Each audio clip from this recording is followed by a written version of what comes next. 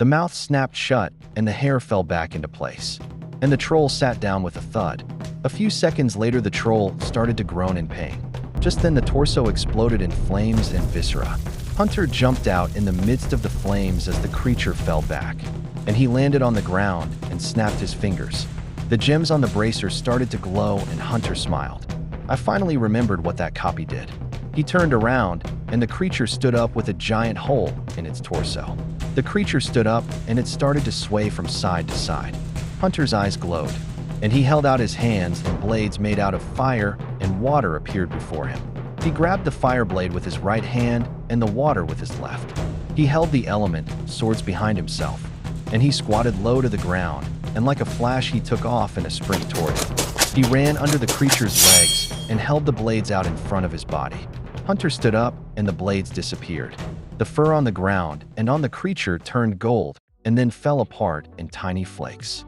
The ground started to shake violently, which caused Hunter to take a ready position. Spheres of fire and water appeared around his fists. The ground where Hunter stood started to crumble, and he jumped backwards and landed in front of the boulders. A giant metallic spherical dome arose from the ground.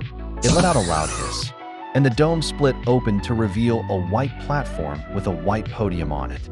Hunter's eyes returned to normal, and the spheres vanished as he walked toward the dome.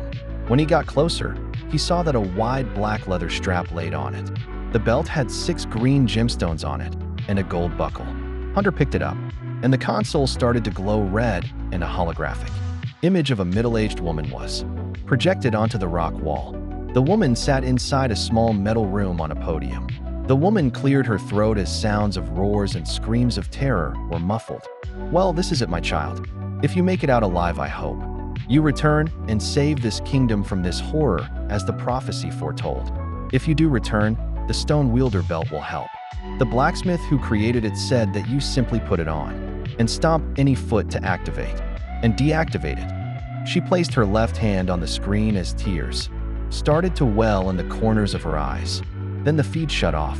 Hunter put the belt around his waist and fastened the buckle. He stepped off of the platform and stomped his right foot, and the gems on the belt started to glow bright.